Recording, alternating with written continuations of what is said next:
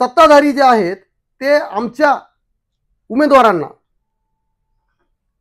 आमिष दाखविण्याचा प्रयत्न करत आहेत। अगदी नगराध्यक्ष पदाच्या उमेदवाराला देखील मॅनेज करता येईल का असे प्रयत्न सुरू आहेत की काय अशी देखील शंका आमच्या मनात निर्माण झालेली आहे। कारण तसं वातावरण या शहरामध्ये तयार केलं जात आहे आणि मी शिर्डीकरांना हे लक्षात आणून देण्यासाठी आजची ही प्रेस कॉन्फरन्स आपल्या सगळ्यांच्या उपस्थितीमध्ये आमच्या सगळ्या उमेदवारांच्या समक्ष आम्ही शपथ नाही घेतली, आम्ही साईबाबांची शपथ घेतलेली नाही, आम्ही कुणालाही शपथ दिलेली नाही। आम्ही फक्त एकमेकांच्या हातावर हात ठेवून प्रतिज्ञा केलेली आहे की आम्ही कोणत्याही आमिषाला प्रलोभनाला बळी पडणार नाही, कोणत्याही प्रकारच्या षडयंत्रांना आम्ही आमचा बळी देणार नाही, आमच्यातला एकही उमेदवार फुटणार नाही ही आम्ही या ठिकाणी अशी प्रतिज्ञा केलेली आहे। आम्ही आमच्या एकमेकांच्या हातावर हात ठेवून ती प्रतिज्ञा केलेली आहे।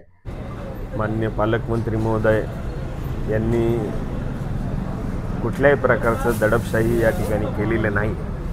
खऱ्या अर्थानं शिर्डी नगरपंचायतीत महायुती, भारतीय जनता पक्ष, राष्ट्रवादी काँग्रेस आणि शिवसेना शिंदे गट हे आम्ही महायुतीत लढत आहोत आणि आमचा पूर्ण पॅनल या ठिकाणी व्यवस्थित सन्मानपूर्वक जागा देऊन तयार केलेला आहे आणि विरोधकांचे लांबपर्यंत त्यांचे पॅनल देखील होऊ शकले नाही।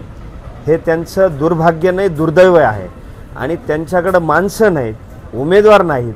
फक्त मग आता प्रसिद्धी मिळवायची, ती कशी मिळवायची तर त्यांच्या दुसऱ्याविषयी वाईट वागतं बोललं, बिनबुडाचे आरोप केले म्हणजे आपल्याला प्रसिद्धी मिळेल आणि मतं मिळेल असा त्यांचा जो गोड गैरसमज आहे तो चुकीचा आहे। लोकांमध्ये जावं लागतं, बसावं लागतं, उठावं लागतं, काम करावं लागतं, कामासाठी पळावं लागतं, दिवसाची रात्र, रात्रीचा दिवस करावा लागतो, तर जाऊन कुठं लोक विचारतात पक्षवृद्धी होते।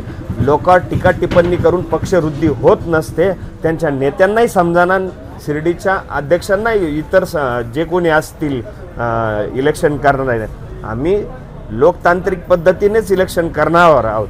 जर त्यांना त्याच्यात कुठं डाऊट असेल, शंका असेल तर भारत हे संविधानानं चालणारा देश आहे। संविधानाचे कोर्टाचे दरवाजे सदैव सर्वांसाठी उघडे आहेत। असे बिनबुडाचे आरोप करून स्वतः मोठं होता येत नाही हे त्या नेत्यांना समजलं पाहिजे। नसेल समजलं तर मी तुमच्या माध्यमातून सांगू इच्छितो। मुळात ज्या काँग्रेसने 50 वर्षे ह्या देशावर राज्य केलं त्यांचा शिर्डी नगरपंचायतीत उमेदवार मिळू शकत नाही। त्यांना 24 जागापैकी त्यांना 10 जागासुद्धा लढता येत नाही। हे दुर्दैव आहे, अपयश आहे, मान्य केलं पाहिजे आणि पक्षवृद्धीसाठी काम केलं पाहिजे। लोकांवर बिनबुडाचे आरोप या निमित्ताने करू नये। आता खऱ्या अर्थानं त्या लोकांनी स्वतःचं आत्मचिंतन करण्याची या निमित्तानं गरज